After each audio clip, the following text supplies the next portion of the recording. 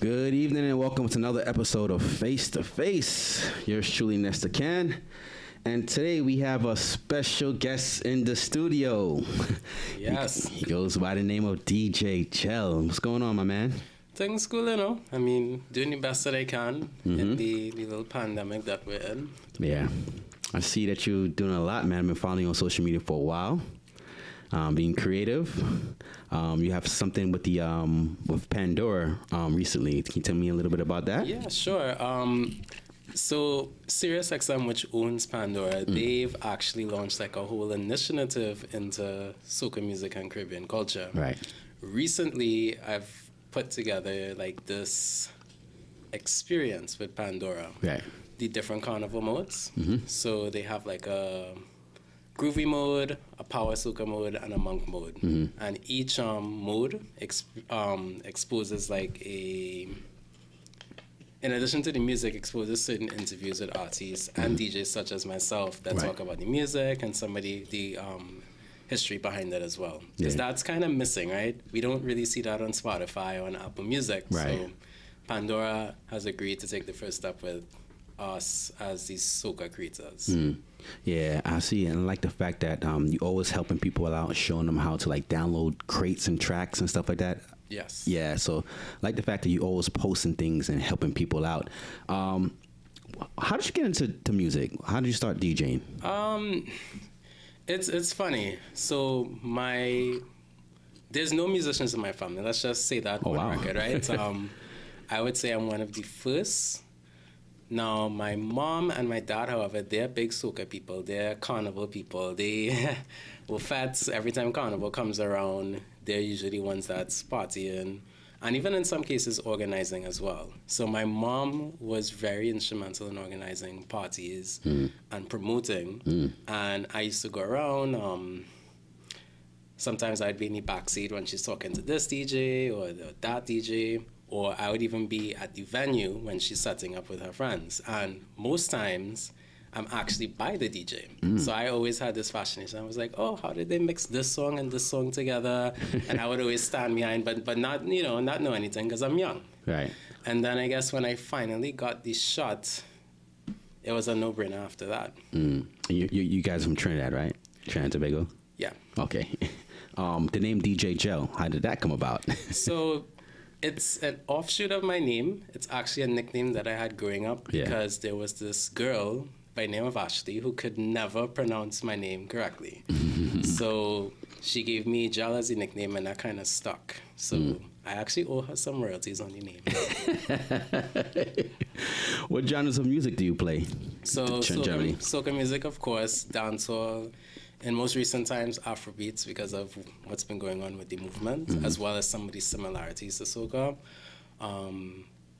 reggaeton, and the usual reggae dancehall. Right, so you're more than just a soca DJ. Just let people know. That's correct. Yeah, I mean, if you go on the website gelinthemix.com or SoundCloud or Mixcloud, you'll see mixes of all different genres.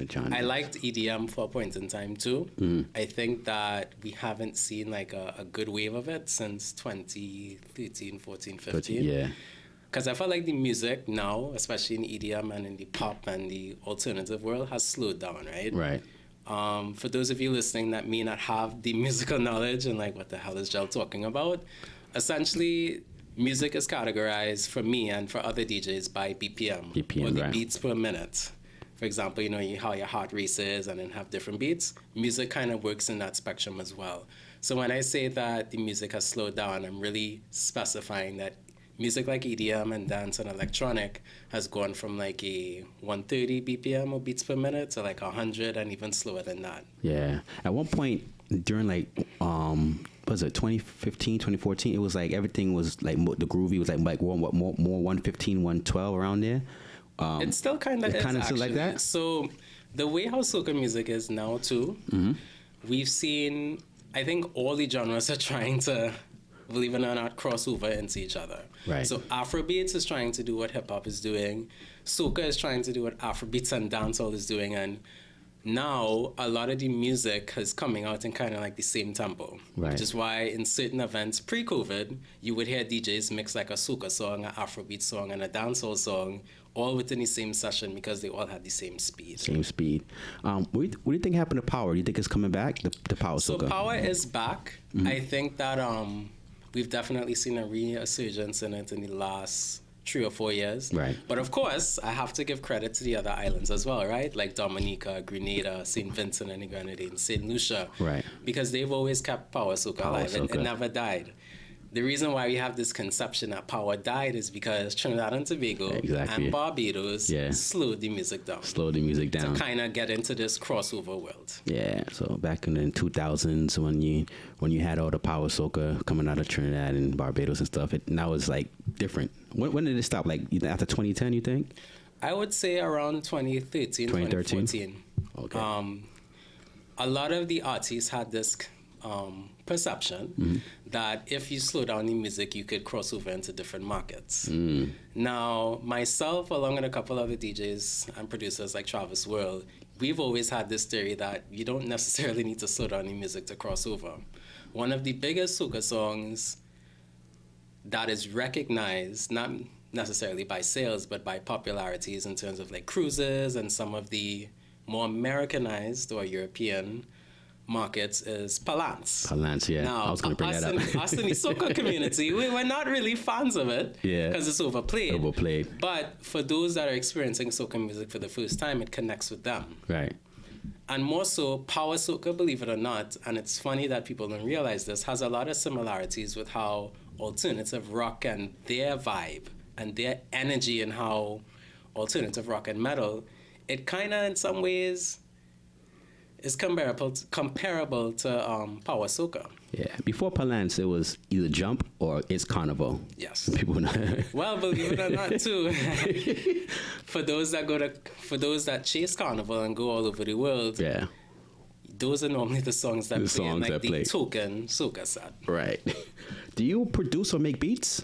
I do not. Yeah. It's not something that I've had an interest in. It's a lot of time, and I don't know if I will ever get there, but I am open to trying it, and I'm also open to executively producing a track. Producing a track. I think that Travis World does. You hang with Travis World, like, yeah, he does like more like remixes, and does he produce as well? Of course, he's done the Road March, Soca Kingdom by Marshall and Super Blue. Right. He's done Pandemonium by Lil Natty and Thunder, Voice. So by hanging around him, do you think you'll start to get into it? You'll see. Not opposed to anything. Do you remember your first gig your first gig that you played at? Well, that depends. Fat club or just maybe a fat. That's a very good question. Yes and no. I would say probably the first one would have been here actually in New York, party called Mugfest. Yeah. Where it's kind of like this all-inclusive party where you essentially have to bring your mug and you get alcohol. So I would say that would have been my first early warm set that introduced me to like an outdoor fete. And what was your first carnival you went to and played at? The first one outside of Trinidad would be Miami. Miami? Yeah. So Miami. Oh no, it's not Miami. Atlanta Carnival actually. Oh, that's back in the days of Atlanta, because Atlanta one time was really good, then it died down and it came back again. So I don't know what year that was. I'm not sure either, because I know that Lodge of My Atlanta crew as well, I know that they actually split the carnival. Right. So I think there's like one downtown and then there's one with the actual route. So I did the one with the actual carnival route. Nice. Your mixtapes now. When did you realize that you had a gift at making good mixtapes? That people actually enjoyed your mixtapes? I would say when I started to hear them across the world. So there are times where I'd be in Tobago and all of a sudden there's someone on the beach listening to a mix and I hear the signature DJ Jal and the boy, and I'm like... It made you feel good, right? Like, what's going on here? And I had to go and do a double take. I had to make sure it wasn't my phone. I have to make sure that it wasn't any of my friends. And then I realized, it's a complete stranger. And then from there I realized, okay, people actually like this. Yeah. Do you remember your first mixtape that you made? Yes, it's actually from all the way in 2009. Large up all my people that know about TorontoLime.com. Oh yeah, Toronto Lime. And IslandMix.com. Those were kind of the places where I distributed my mixes initially. Yeah. Before the SoundClouds and the YouTubes and stuff. Yeah. And what's the most downloads you ever had on a mix? I don't know if you remember that. Well, that would be more in recent times. I would say 2019, the Carnival Cool Down. Mm-hmm. That's, I think, close to 1 million on YouTube. Damn. And a couple 100,000 on SoundCloud. So that would be the most downloaded mix to date. Yeah. Do you do the YouTube mixes too? You know, like the videos. Do you do that as well? Not as yet. Another thing that's time consuming, and also not every song has a music video. Oh, right. You're right. So whereas in Afrobeats, you might find that because every artist is investing money, us in soca, we have yet to even tap into that yet. Yes. See? Learning a lot from you, Joe. What makes you so unique that the reason why people should book you? Well, because I don't think you get enough respect that you should be getting. That's why I respect you. That's why I brought you on. You know, because most people probably look at you, oh, he's young, oh, he's up and coming. But I actually really listen to you. I was like, yo, this guy's talented. You know, this guy's really good. But people don't take you serious. What do you think is the reason because of that? Well, it's definitely my age. I think that, especially coming up in the industry as well, right? Mm-hmm. I started at age 14. Okay. So a lot of people looked at me and say, oh, he probably plays hip-hop, or he plays, young people music. Yeah. And then when I go on the set, I surprise them. Yeah. Now, one of the few things that makes me unique is the fact that I play more than the same 15 soca songs, or more than the same 15 songs altogether. Right. In music, and especially with how DJing is right now, mm-hmm. a lot of people play for instant gratification and to get the hype from the crowd, right. Or what we would say in Trinidad, the hand in the air and the forward and all of that. Me, I kind of play to that, but I also know as a patron and as someone who's gone to parties and studies how the crowd reacts and how people react, I know if you, for example, let's say you're a DJ on the cast, right? Yeah. Let's say that you played Palance, Jump, Togetherness, Pandemonium, and Soca Kingdom. Yeah. Me, I'm not coming behind you to play those songs. Yeah. I'm showing up an hour before to listen to your set, right, or the previous DJ's set, mark it down that these songs have played, and strategize as to what I will play. Right. Now, in some cases, and I have to make this clear, some DJs don't do that. They see that the previous DJ got the reaction from the crowd and they chase that. Which is why many times in parties now we see DJs play the same thing over and over. And there's so much music out there to be played. It's like everyone's scared to really be different, because everyone, like you said, wants the instant gratification. Yeah.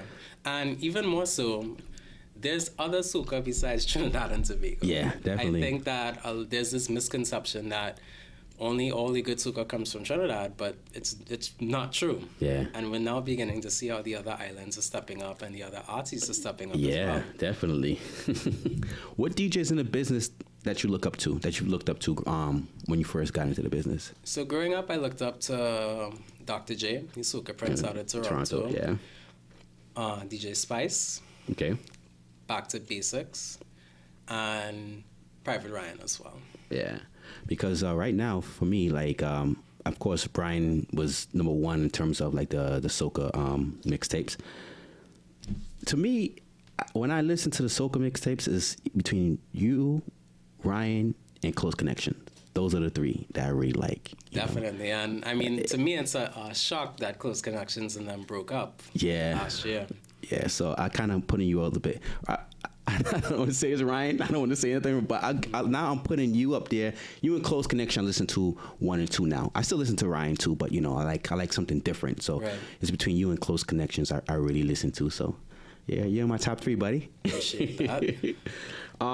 What are some challenges being a DJ for you? I would say the entertainment industry. Mm-hmm. Now, what does that mean? Well, we don't have a proper infrastructure in the Caribbean entertainment industry space, mm-hmm. right? So in order to get booked, you need to know somebody to know somebody to know somebody to get booked. Yeah. We don't have good business practices as well, right? I agree. We're not ethical. Right. So sometimes promoters might not pay a DJ. or might not pay a DJ on time. They might not want to sign a contract on a rider or anything that it's in the agreement. Yeah. From the income and diversification standpoint, there's not enough setup to benefit the DJs, right? So there's copyright policies in the US, Europe, and the Caribbean, but it goes to helping the artists, right? So they might make royalties or make a little change off of their song. But God forbid, if we need to play the song in parties, we need a license, especially in Trinidad. You have to go to the court office or Awesome Copyright and get a license just to play the music. So really? Yeah, that's money coming out of our pocket. It's not always enforced, but that is kind of a requirement to get. In regards to the pandemic, a lot of the copyright policies hurt DJs in the beginning, especially on Instagram and Facebook. Yeah, you go live, they cut you off if you don't. I see a lot of people pin, I don't own the rights to this, which honestly doesn't do anything. It doesn't do anything. They still cut you off. Yeah. So is that why people are going on Twitch? That's exactly why people are going on Twitch. Okay. So Twitch has more relaxed laws where they won't cut you off live. However, if you record your set, they will just block out the audio. Okay, wow. And when do you think that soca is going to actually be a genre in like iTunes? So that's the funny thing as well. I've noticed that. I was like... So it technically is a subgenre on the world. So if you go into the iTunes store, into Apple Music, and you go world, and you scroll down, you will see soca. It's actually there. But our music is not distributed as that. So everyone who's labeling their music right now, it will be under either dancehall, world, modern dancehall, or reggae. Yeah. So a lot of people are not taking advantage of that, but iTunes and Apple is not the only digital platform. There's like Spotify and Tidal and a whole bunch of others that don't even have that option of soca. Now, another two-sided problem is that we as the consumers don't stream enough. So we might not even buy a song, we might not even buy an album or an EP from these artists. So how can we prove to those on the back end at Pandora, at Spotify, at SiriusXM that we love the music if we're not supporting it? Because Afrobeats, they will support African, the continent will support it. We support it seasonally because it's carnival time, so we might stream one or two songs, and I mean, that's it. Then the other issue, sorry to bring a long list, but don't worry about it. The artists themselves also don't have all their songs available for streaming. That's what I was going to ask. So they're missing out on the royalties and stuff like that too, They're missing out on a lot. And I'm actually working on another project with SiriusXM. They're launching their first ever soca music channel. And one of the major challenges that myself and the team we're having right now is finding the oldest soca songs. So the Crossfires, even songs from Patrice Roberts, Burning Flames, WCK, is not available. Their songs are not registered, and we had to go through a long list of songs that they could not find and replace them with songs that we could find. So even the older songs now, not available. So now when it's time for soca music to shine, there's still an additional step in the process that we need to get to in order for our music to be recognized. So there's a long way to go for soca then. Yeah, I mean, at the very least, the pandemic has at least encouraged artists to drop more music and to drop more albums. Like we've seen Problem Child, Teddyson John, GBM Neutron, all start to put together catalogs of work and work on albums and launch parties and, of course, and cast as well, and virtual activations. Something in which we've actually never really seen in soca. So you think during the pandemic, a lot of artists held back on some of the gems that they were going to release last year to release probably this year or so? Of course. There's a lot of music in a vault somewhere for I've heard a lot of demos pre-pandemic. So there's certain songs that have not released at all. So it's going to be a rush then. It's going to be just dropping bombs coming up. Yeah, but I do think our artists need to be more strategic, right? A lot of times, and I would say this across the board, artists drop music just to drop music, put it up on YouTube and walk away. There's no marketing, there's no TikTok challenges, there's no, sometimes there's little to no press. You can't find the song, they don't blast it out to the DJs or the radio stations. So, I mean, there's a lot of work to be done. Yeah. And I think that the pandemic has, as bad as it has been for the entertainment industry, has kind of shifted the narrative and the perception of what music should be and how our genre should continue to go and to grow in terms of just the business side of it alone. Right. Okay. Where do you hope to go from here? Like your future plans? What you plan on doing? I mean, I definitely want to be one of those that bring soca music forward and into the mainstream. Yeah. I think that it's time. We have something that's so unique, right? And a product that people from all over the world travel for. Right. Like there's Carnival Chasers. There's a carnival literally every single month of the year, pre-pandemic and hopefully post-pandemic. Right. I think that we have major opportunities when it comes to the marketing and distribution of soca, and I want to be one of those that helps move that along. Yeah. I also want to continue to tour, of course, go to the different carnivals, play, and host a couple events as well. Yeah, you have a lot of great ideas, man. Like, you know, you able to sit down with the artists, it's the things you just not explained about, you know, the marketing and all that kind of stuff. Not a lot of DJs are, you know, having those kind of conversations with the artists. So it's good that you're seeing it from that, definitely, you know, business-wise. I think that a lot of people feel this way, but they're not sure how to tackle it. How to tackle it, yeah. Before we go, rapid fire, I'm actually just a couple of questions, all right? Denons or Pioneer? Pioneer. Pioneer. Quality. Quality? Because of the buttons, or just different? Well, if you're talking about turntables, I mean, and anything, headphones, they've never let me down. Never let you down? Most memorable event that you DJ for, but I think I've asked you that before. An event that you remember when you shell down the place. No, most memorable? Yeah. I would say Notting Hill Carnival. Notting Hill? Yeah, because their turnout was interesting, you know. They have a mix of people, not just West Indians that attend. That's the first thing I noticed too, yeah. There's people from all over the world. And what London has been able to do is what I think New York and Florida and other places struggle to do is unite people who are West Indian and non-West Indian. Right. Like they understand carnival culture in some elements and they come on the streets and party as one. Right. Like how it's done in Trinidad, right? Yeah. Trinidad's like a mix of people, Chinese, Indian, black, white, Spanish. We all come out to have a good time. And once I saw that in Notting Hill Carnival and there's like 3 million people that attend, I said, nah, wow. It was definitely one of my most memorable experiences, and I love going every year to play. Nice. If you had a choice to tour with one artist, who would it be? Soca artist? Tennyson John. Tennyson John? You like it? Okay. Yeah. I know most people would have expected Marshall or Cass. Marshall Cass, that's how you good. But Teddy is a very real person, and I think that a lot of They say he's underrated too. A lot of people said people sleep on him a lot. They do? Yeah. He's underestimated. Yeah. And I think that our energies would vibe really well together, and there's a lot, especially performance-wise too. Yeah. He could perform, and I don't think people recognize that yet. Yeah, he's a cool guy, really cool and down to earth. Before we go, let people know how to get in contact with you, all your social media, all that good stuff. Definitely. So if you want to listen to any of the mixes, you could listen and download and stream at gelinthemix.com.